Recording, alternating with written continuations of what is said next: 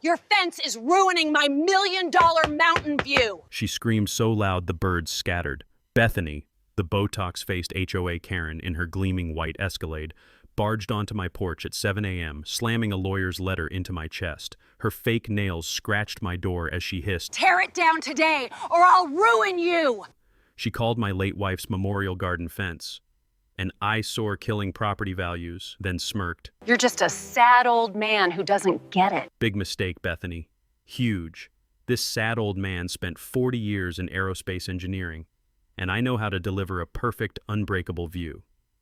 8 months later, my new 60-foot bulletproof glass fence went up, and that's when the monthly invoices started arriving at her door. You won't believe her face when she realized what it really cost. What's the pettiest revenge you've pulled on an entitled neighbor? Drop your story below. Best one gets pinned and narrated next. My name's Xavier Delacroix, and 18 months ago, I thought I'd found peace in the mountains of Colorado. Big mistake. After 40 years building rockets for Lockheed Martin, I retired to Pine Ridge Valley with my government security clearance, a workshop full of precision tools, and exactly 0 patience left for entitled neighbors. 4 acres of pristine mountain property backing up to national forest, where the only sounds should be wind through pine needles and the gentle clink of my coffee mug against Sarah's memorial garden bench. My late wife lost her cancer battle 2 years ago, and that 8-foot cedar fence protecting her rose garden was the only thing standing between me and complete breakdown. Every morning at sunrise, I'd sit surrounded by the sweet fragrance of her favorite David Austin roses, while mountain air carried the crisp scent of pine sap and memories. Those wind chimes she picked out would sing in the breeze, and for a few precious minutes, I could pretend she was still there planning her next garden expansion. Then, the McMansion from hell got built next door. Picture this. An 8,000-square-foot architectural abortion that looks like a Vegas casino had a baby with a suburban strip mall. The kind of gaudy monument to bad taste that screams new money, no class from every fake stone column. And driving the white Escalade with Lux Life 1 vanity plates? Bethany Cromwell, a walking advertisement for why money can't buy personality. She materialized at my door 3 days after moving in, clutching store-bought cookies like some kind of peace offering. The chemical-sweet smell of her perfume mixed with mountain air created this nauseating combination that should be illegal in Colorado.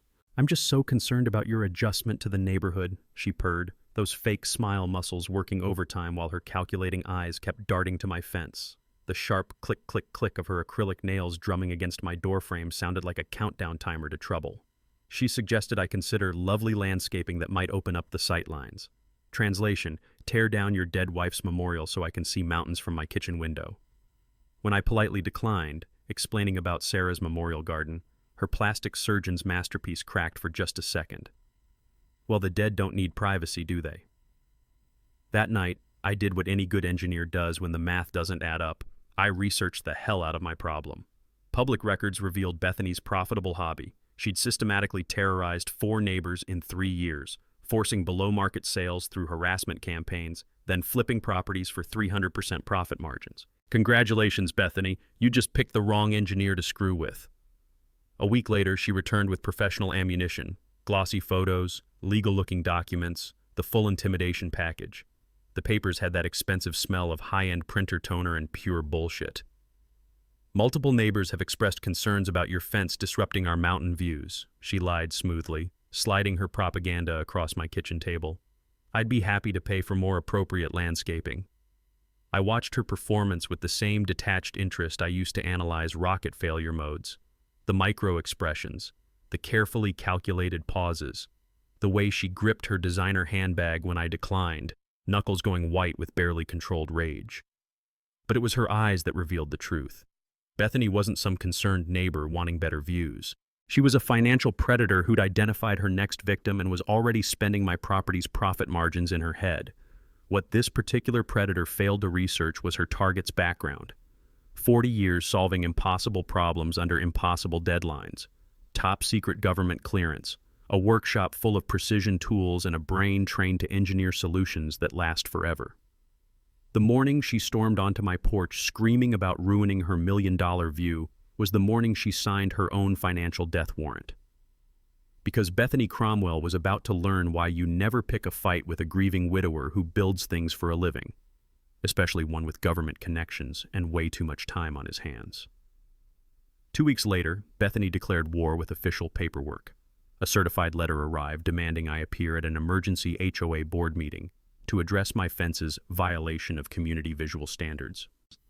The envelope had that crisp legal smell of expensive trouble, the kind of paper that costs more per sheet than most people's lunch. She'd assembled quite the presentation.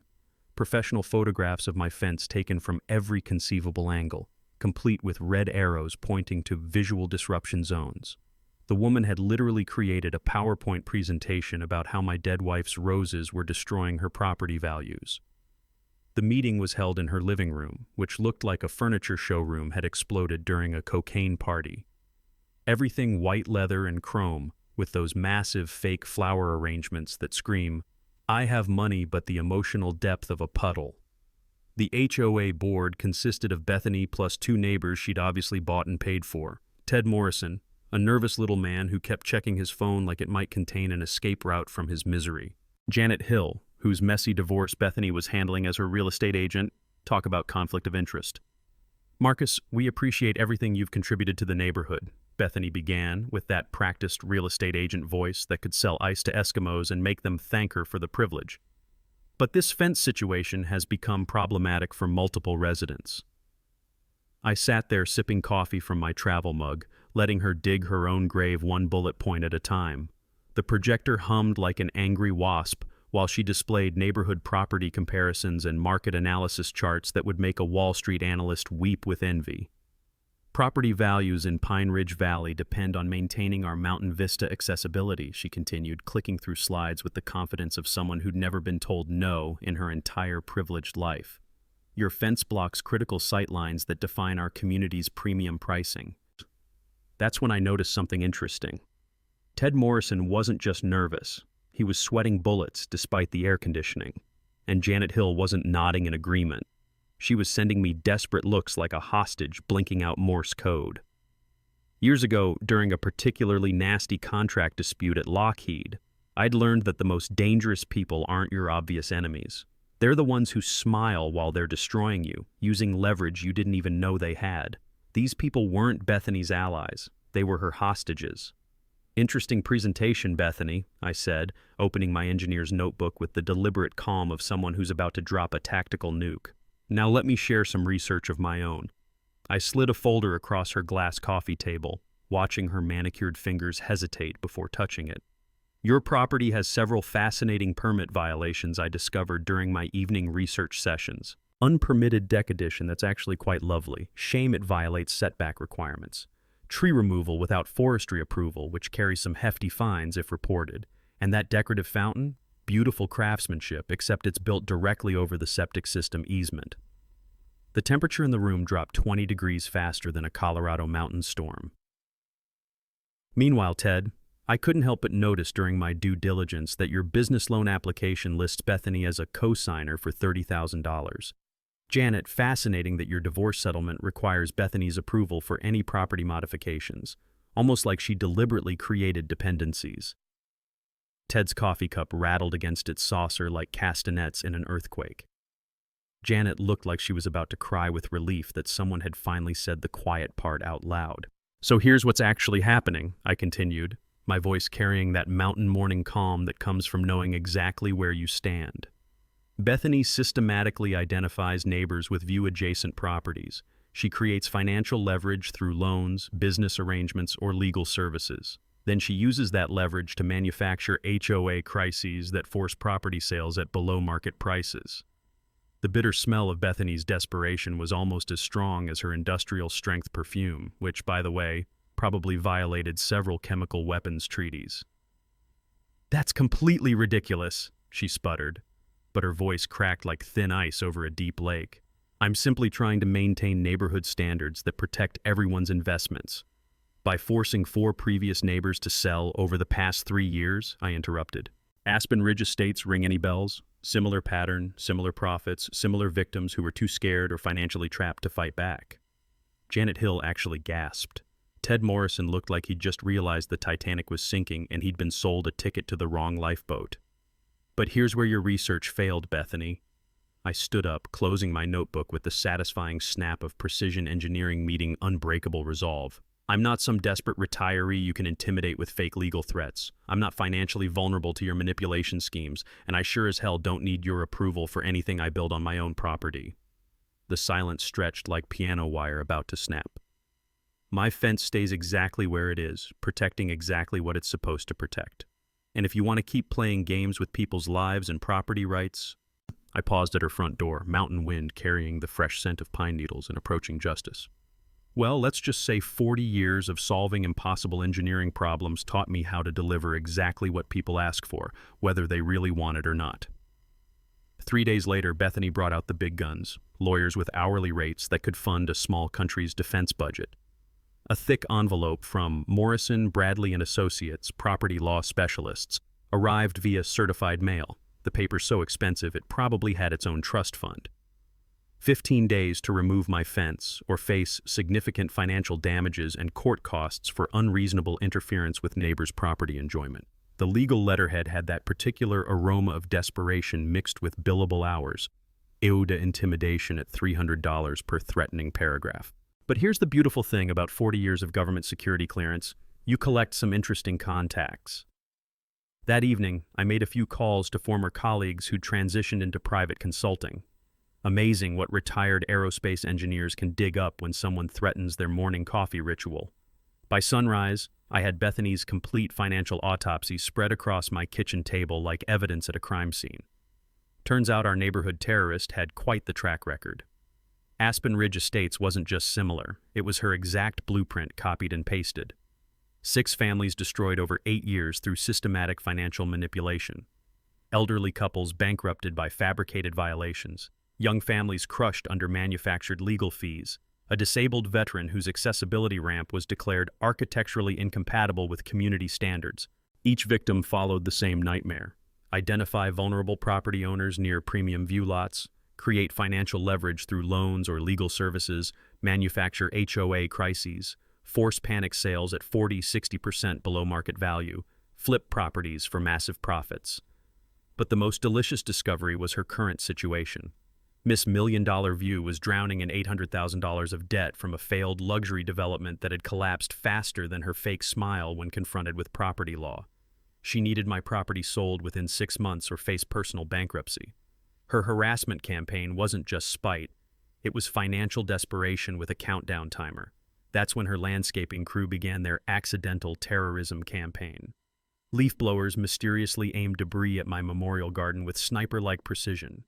Sprinkler systems developed convenient malfunctions that turned Sarah's rose bushes into unwilling participants in Bethany's water torture program. The soundtrack to my morning coffee became the aggressive whine of pressure washers aimed at my workshop windows, mixed with the bass-heavy throb of her new outdoor sound system during exercise classes that looked more like interpretive dance performed by someone having a seizure. You know what separates good engineers from great ones? We document everything like our lives depend on it, because sometimes they do. My security cameras captured every accident with HD clarity. Audio recordings preserved each coordinated harassment session.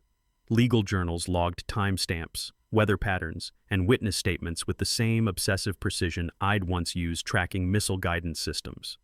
The breakthrough came when my cameras caught pure gold. Bethany directing her landscaping crew like a general commanding troops. Clear audio of her instructing workers to dump the debris right along his property line and make sure that pressure washer noise carries to his kitchen window during breakfast. She'd just handed me evidence of deliberate harassment that would make a prosecutor's career. During my Air Force days, I learned that intelligence gathering is like archaeology. You dig until you find the foundation, then you keep digging until you understand what built it. A few more calls revealed that Bethany's real estate license was under state investigation for ethics violations. Seems multiple former clients had filed complaints about undisclosed conflicts of interest and financial manipulation tactics. Amazing how responsive state licensing boards become when someone with government connections files detailed complaints with supporting documentation and witness statements. The next morning brought unexpected reinforcements. Ted Morrison appeared at my door looking like a man who'd rediscovered his backbone in the clearance aisle of human dignity. "Marcus, you need to know something," he said, voice shaking with equal parts fear and righteous anger. This debt thing isn't just me. She's got financial hooks in half the neighborhood. Janet's divorce settlement requires Bethany's approval for any property changes. The Hendersons owe her for business startup costs. Even Mrs. Patterson's reverse mortgage application went through Bethany's consulting services. The scope hit me like a systems failure cascade, when one component breaks and triggers a domino effect that destroys everything downstream. Bethany wasn't just targeting me, she was running a neighborhood-wide financial manipulation network that would make organized crime jealous. While she directed today's harassment opera outside, featuring a cement mixer positioned for maximum audio assault, I was inside researching something that would end this war permanently. Because here's what 4 decades of aerospace engineering teaches you. When someone demands you tear down your defenses, the optimal solution is giving them exactly what they asked for, just not in the format they expected.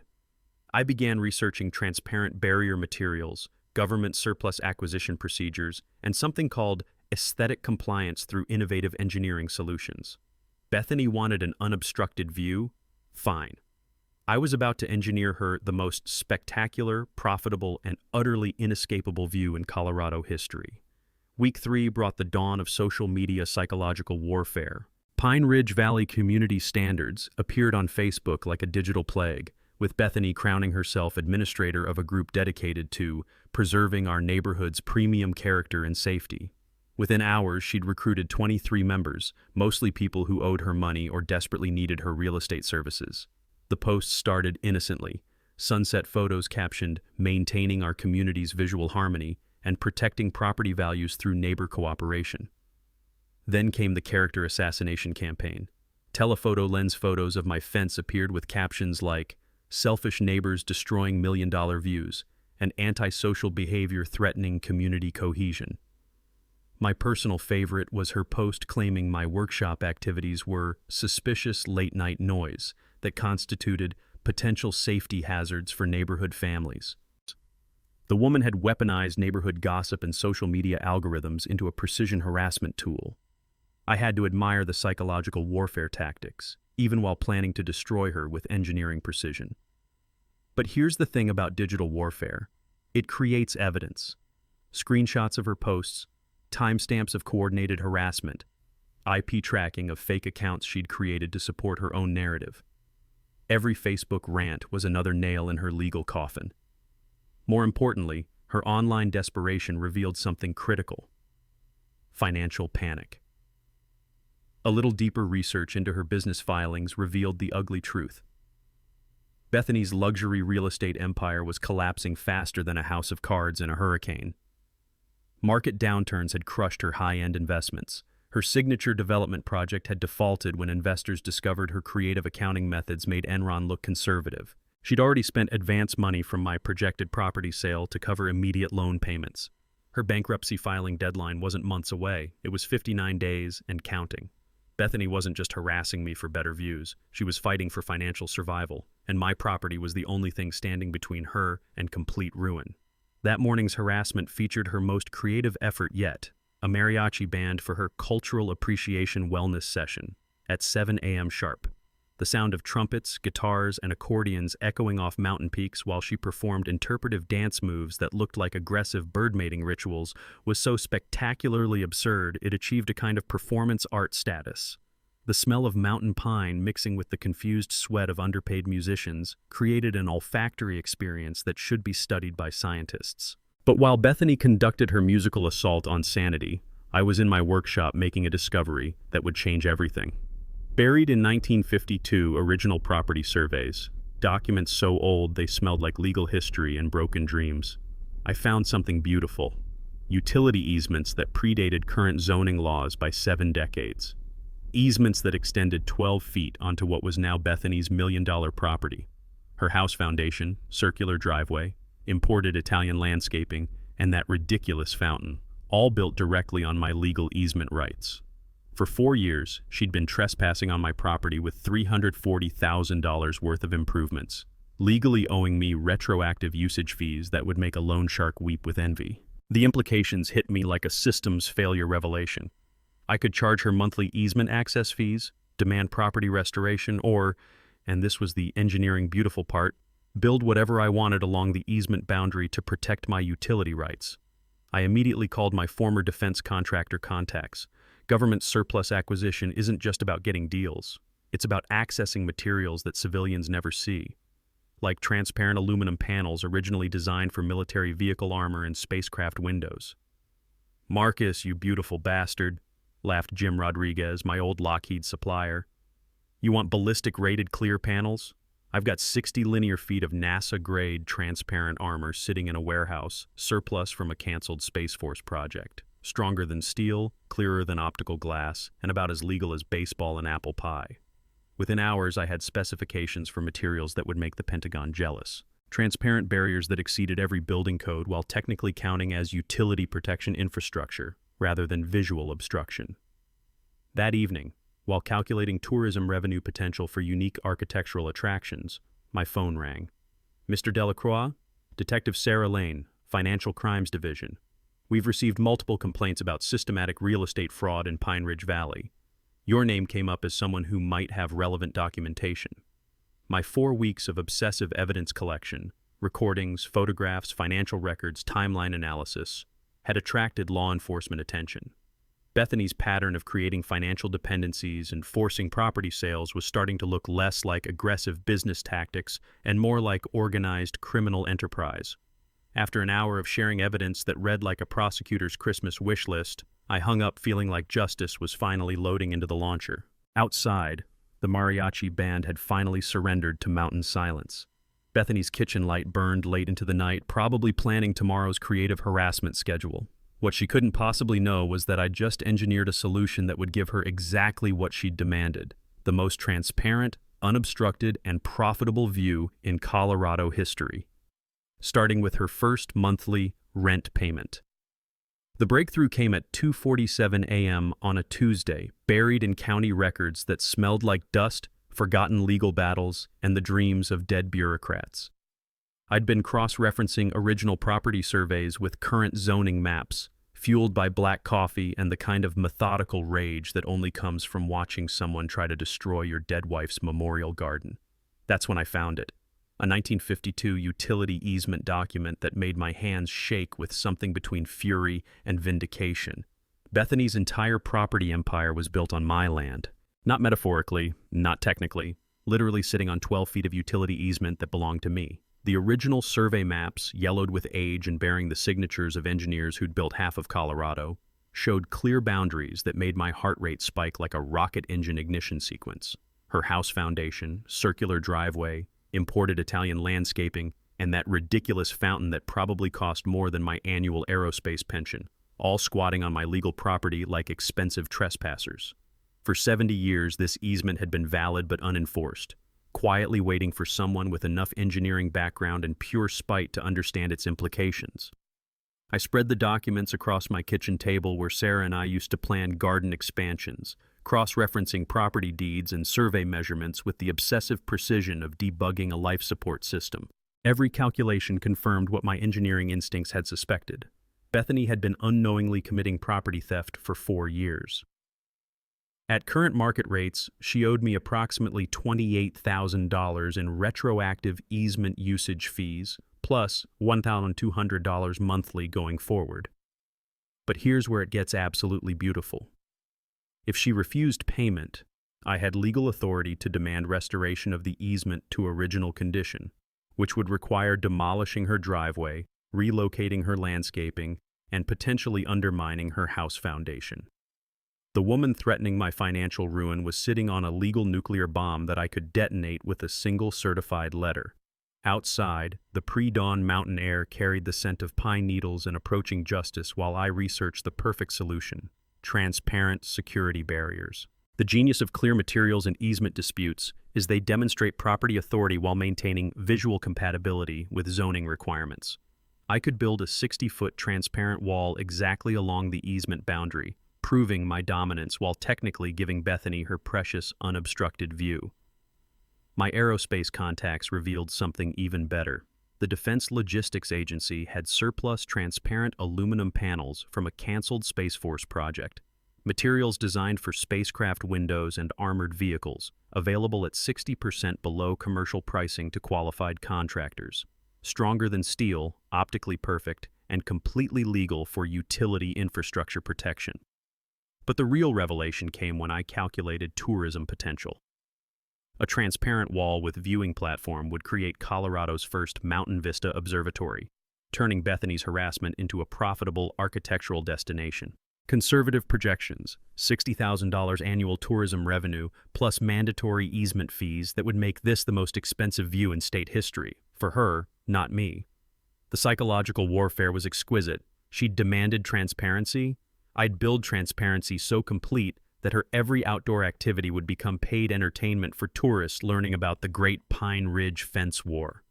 Morning coffee, gardening sessions, dramatic lawyer phone calls, all performed under interested observation of paying customers enjoying premium mountain vistas while learning why you shouldn't mess with aerospace engineers. The easement revenue would fund community improvements, playground equipment, senior services, and a legal defense fund protecting future harassment victims.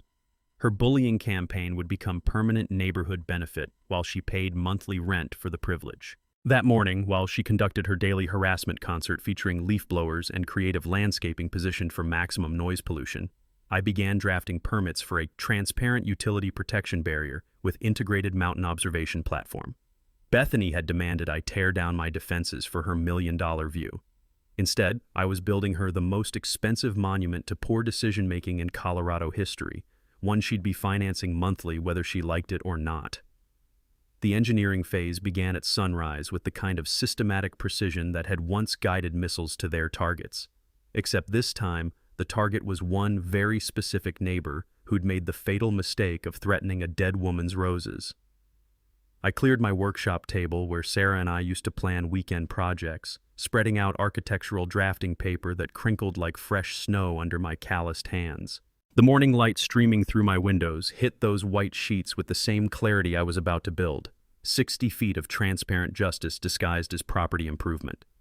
The scent of coffee mixed with pine sap and the satisfying smell of revenge planning filled my workshop while I designed something that would make NASA engineers weep with envy. This wasn't just construction, it was psychological warfare with building permits.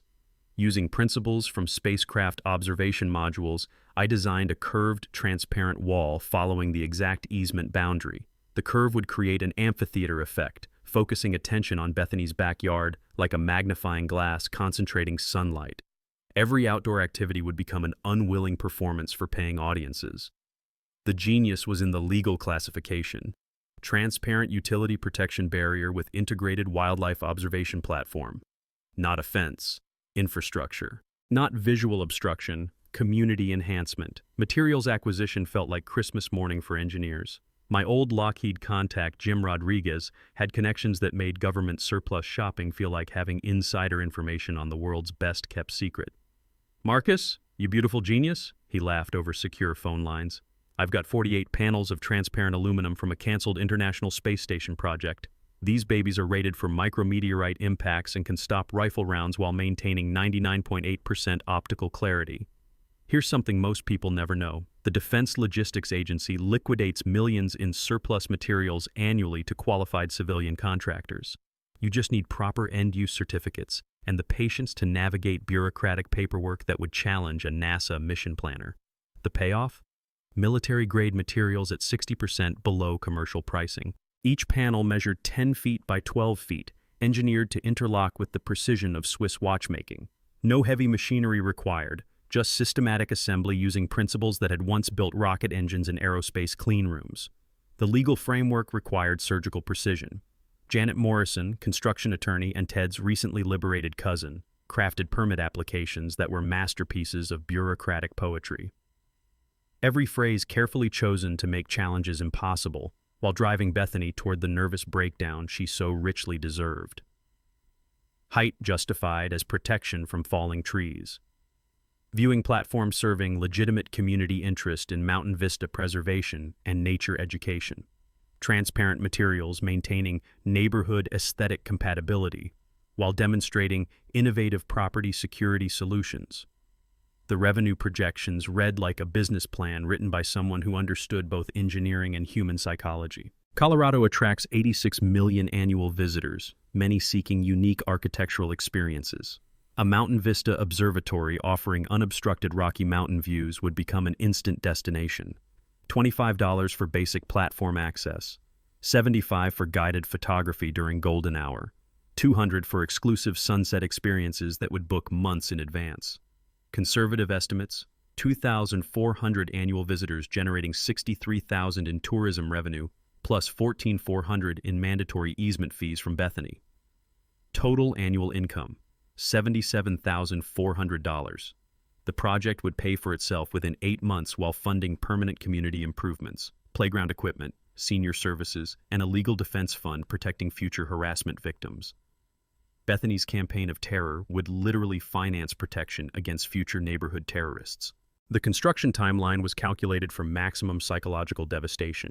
Installation during peak real estate season would make her property progressively unsellable while generating media attention, attracting early tourists to witness her public humiliation. But my favorite detail was the integrated sound system for nature education programming. Hidden speakers would provide commentary on mountain wildlife while accidentally narrating whatever drama unfolded in Bethany's fishbowl backyard. Here we observe the territorial behavior of the rare Colorado Karen, exhibiting classic harassment patterns while remaining oblivious to the legal quicksand beneath her designer landscaping.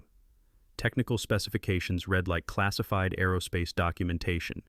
Panels engineered for 200 mph winds, thermal expansion coefficients maintaining perfect clarity through extreme temperature variations, and structural integrity that would survive direct lightning strikes. The installation required no foundation on Bethany's side. Panels supported entirely from my property using load distribution principles that had once stabilized rocket launch platforms. Wednesday morning, while Bethany conducted her harassment orchestra featuring jackhammers and aggressive hedge trimming, I submitted final permits. The county inspector approved construction plans that would transform her bullying into my retirement fund. That afternoon, I received official authorization to build the most expensive view in Colorado, one that Bethany would finance monthly while providing premium entertainment for tourists learning why aerospace engineers should never be underestimated. The concrete truck arrived Monday morning carrying materials for the foundation that would support 60 feet of transparent karma. Bethany's kitchen window faced my construction site directly.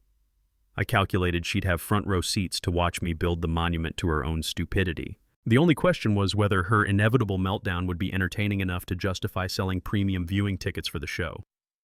Monday morning brought the sweet sound of concrete trucks rumbling up my driveway at precisely 7 a.m., the same time Bethany usually started her harassment symphony. The look on her Botoxed face when she saw 3 cement mixers, a crane truck, and a crew of construction workers wearing hard hats that read, "Government Contractor, Authorized Personnel Only," was worth every penny I'd spent on this project. She burst out of her McMansion in designer pajamas that probably cost more than most people's mortgage payments, screaming about illegal construction and violations of neighborhood standards, while her hair looked like she'd been struck by lightning. "You can't just build whatever you want," she shrieked, waving her manicured hands at the construction crew like she was conducting an orchestra of outrage. "Actually, ma'am," replied the foreman, a grizzled veteran named Frank who'd built half the military installations in Colorado, "all permits are in order. This is a federally approved utility protection barrier using surplus government materials." The way she stumbled backward when he mentioned federally approved was pure poetry in motion. But Bethany wasn't about to surrender without a fight. Within an hour, she'd called every authority figure in her contact list. County building inspectors, HOA lawyers, and what sounded like a direct line to the mayor's office based on the entitled tone echoing from her kitchen window. The county building inspector arrived at 10:30 a.m., clipboard in hand and wearing the expression of someone who'd rather be anywhere else on a Monday morning. Bethany stood behind him like a Victorian duchess expecting her servants to fix an unpleasant situation. "Ma'am, I've reviewed all the permits and construction plans," Inspector Rodriguez explained patiently. "This is a legitimate security enhancement project using approved materials and meeting all safety requirements." The mini twist came when Rodriguez walked the construction site and started asking technical questions about the transparent aluminum panels. "Sir, are these the same materials they use on military vehicles?" he asked, running his hands over the smooth surface with obvious appreciation. "Better," Frank replied. "These are space station grade, designed to stop micrometeorites while maintaining perfect optical clarity. Rodriguez's entire demeanor shifted from bureaucratic inspection to genuine fascination. Turns out he was former Air Force, and the technical specifications of my materials made him forget all about Bethany's complaints. "This is incredible engineering," he told me, ignoring Bethany's increasingly hysterical demands for immediate construction cessation. "Mind if I bring some colleagues by to see this? We don't get many projects using aerospace-grade materials in residential applications." By noon, Bethany had escalated to threats of federal intervention, claiming my materials violated dual-use technology restrictions and constituted potential weapons stockpiling. The woman was so desperate she'd started inventing laws that didn't exist. The real entertainment began when she tried bribing my construction crew. I watched from my workshop window as she approached Frank with what looked like a thick envelope, whispering urgently while glancing around like a drug dealer making a street corner transaction. The mountain air carried just enough of her conversation for me to hear phrases like "accidentally damage" and "worth your while," and Frank's response was loud enough to wake hibernating bears. "Ma'am, are you attempting to bribe federal contractors working on a permitted government materials project? Because that's a felony." The silence that followed was so complete you could hear pine needles falling in the national forest. Bethany retreated to her house faster than a rocket achieving escape velocity, slamming her door so hard it rattled windows 3 houses away. That afternoon brought the media attention I'd been hoping for. A local news crew arrived to cover the innovative residential security project using military surplus materials. The reporter, a sharp young woman named Lisa Lane, immediately grasped the human interest angle. "So you're telling me this transparent wall will actually improve the mountain views while providing security?" she asked, camera rolling as Frank explained the technical specifications. "Exactly," I replied, keeping my tone professional while Bethany's kitchen curtains twitched frantically. "It's a win-win solution that demonstrates how government surplus materials can benefit civilian communities." What I didn't mention on camera was the monthly rent Bethany would be paying for the privilege of living next to this architectural marvel, or how her harassment campaign had inspired the entire project. The evening news segment aired at 6 p.m., featuring stunning footage of the partially completed transparent wall catching sunset light like a prism while framing the Rocky Mountains beyond. The reporter described it as an innovative approach to residential security that maintains natural beauty. Bethany's property was clearly visible in every shot, her house looking small and petty beside the engineering marvel rising next door. My phone started ringing with calls from tourism boards, architectural magazines, and engineering firms interested in similar projects. The economic impact projections I'd calculated were already proving conservative as media attention attracted advance bookings for viewing platform access. But the most satisfying call came from Detective Lane of the Financial Crimes Division. "Mr. Delacroix, we've finished reviewing the evidence you provided. We'll be executing search warrants on Ms. Cromwell's financial records tomorrow morning. Thought you should know there might be some additional activity in your neighborhood." Tomorrow morning was going to be very interesting for one particular neighbor who'd made the mistake of picking a fight with someone who documented everything and had friends in law enforcement. Tuesday brought sirens at dawn and the most beautiful sight I'd seen since Sarah's last spring garden, 2 unmarked cars and a financial crimes unit van parked in Bethany's circular driveway. Detective Lane knocked on my door at 6:45 a.m., badge gleaming in the morning light and carrying a folder thick enough to stop bullets.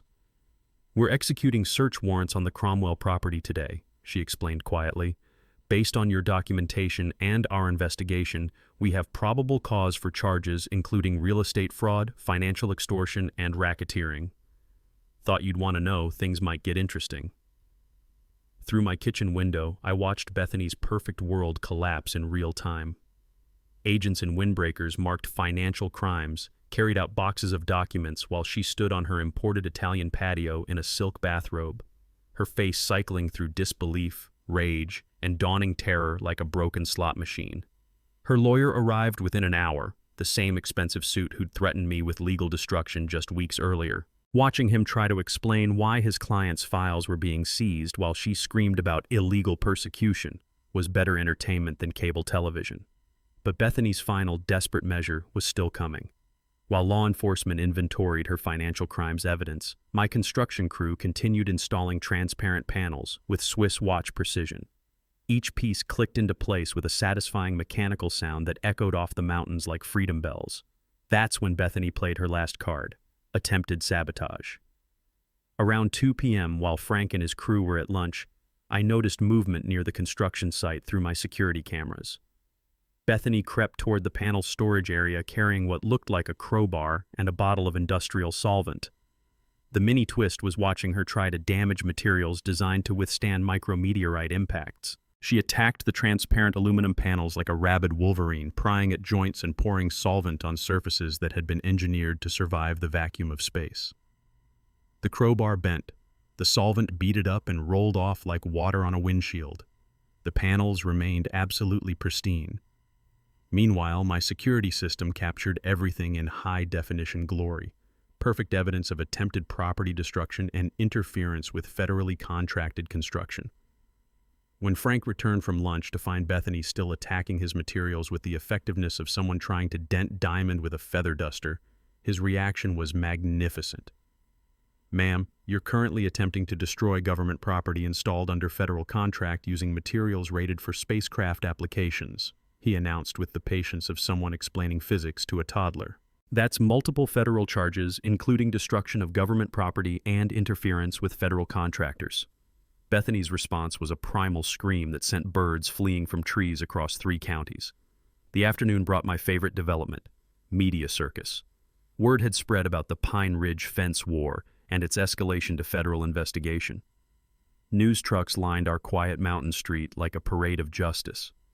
Reporters competed to interview neighbors about the neighborhood drama that became a federal case.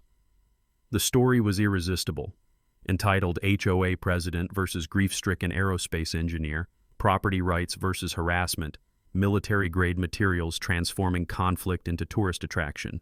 Every interview painted me as the quiet widower who'd been pushed too far by a neighborhood bully, while Bethany appeared increasingly unhinged as agents carried more evidence from her house. But the real entertainment was the community response. Neighbors I'd barely spoken to brought me coffee and sandwiches, sharing their own Bethany horror stories for the cameras. Ted Morrison gave an interview about financial manipulation that should have been titled "How I Got My Soul Back." Janet Hill described years of living in fear while Bethany controlled her divorce settlement. The transparent wall, now 70% complete, caught afternoon light like a crystal cathedral, while reporters filmed segments about innovative conflict resolution through aerospace engineering. Tourism calls flooded my phone. The Colorado Tourism Board requested a meeting about designating the wall as an official architectural attraction. Photography enthusiasts were booking viewing platform access months in advance. My revenge project had become a legitimate business-generating economic development for the entire region. That evening, while Bethany's legal team worked frantically to prevent her arrest, I received the call that made everything perfect. "Mr. Delacroix?"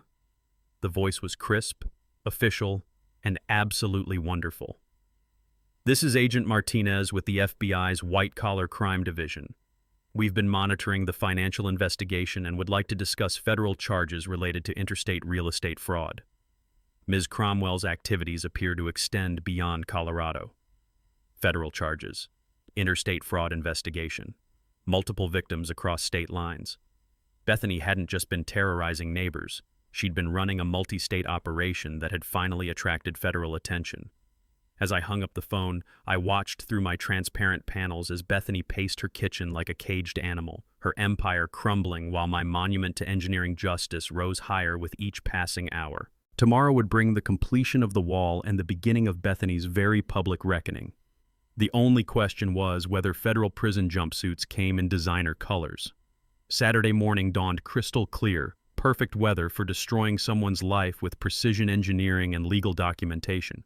The grand opening of Pine Ridge Valley's first Mountain Vista Observatory had drawn a crowd that transformed our quiet neighborhood into something resembling a county fair crossed with a press conference. News trucks lined the street like media vultures circling a story that kept getting better by the hour.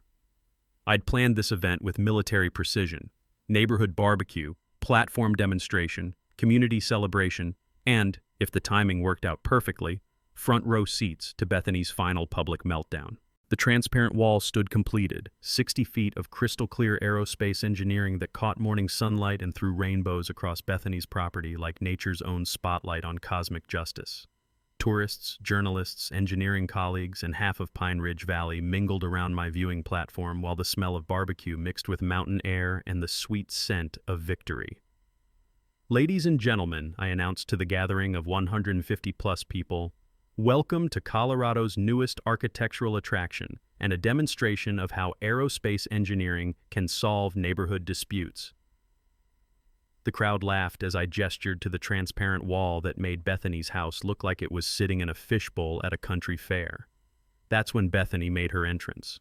She burst through her sliding patio door like a one-woman hurricane, still in her silk pajamas at 11 a.m., clutching a stack of legal papers that she waved like battle flags. Her voice carried across the mountain air with the clarity of breaking glass. "This is illegal harassment," she screamed at the assembled crowd, agents, and media. "That wall is a violation of my civil rights. I demand immediate removal." Detective Lane, who'd been enjoying a barbecue sandwich while off duty, stepped forward with the patient expression of someone about to enjoy her job immensely. "Ma'am, all construction permits are valid, all materials are legally acquired, and the structure meets every building code requirement," she explained for the benefit of rolling cameras. "However, we do have some questions about your financial activities." Bethany's response was to claim the transparent wall constituted architectural terrorism and invasion of privacy through military weaponization of property disputes. And the crowd's reaction was a mixture of stunned silence and poorly suppressed laughter as she demanded that federal agents arrest me for psychological warfare using government materials. That's when I delivered the moment I'd been planning for months. "Actually, Bethany," I said, my voice carrying across the gathered crowd with engineering calm, "I want to thank you publicly for this opportunity." I pulled out my folder of easement documentation, holding it up like a diploma. "Your demand that I remove my fence led to some fascinating discoveries, like the fact that your house, driveway, and landscaping are built on my property easement. You've been trespassing for 4 years. The silence was so complete you could hear pine needles falling in the national forest. "The monthly easement fees you owe, calculated at fair market value for land usage, total $28,800 in back payments, plus $1,200 monthly going forward. This transparent wall demonstrates the exact boundary of my easement rights while giving you exactly what you demanded, an unobstructed view." I gestured to the viewing platform packed with tourists taking photos. "The best part? This wall generates enough tourism revenue to pay for itself while funding community improvements. Your harassment campaign has created Pine Ridge Valley's newest economic development project." The crowd erupted in applause while Bethany's face cycled through every stage of grief simultaneously. Sheriff Martinez stepped forward, badge gleaming in mountain sunlight. "Ms. Cromwell, you're under arrest for financial fraud, real estate extortion, and conspiracy to commit interstate wire fraud."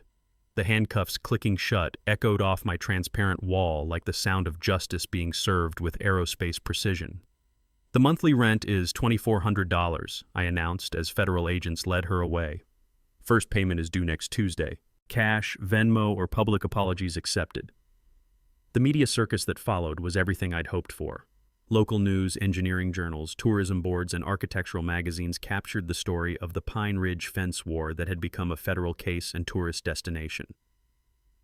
The viewing platform officially opened with a ribbon-cutting ceremony performed by the mayor, who declared the transparent wall an innovative example of conflict resolution through community benefit.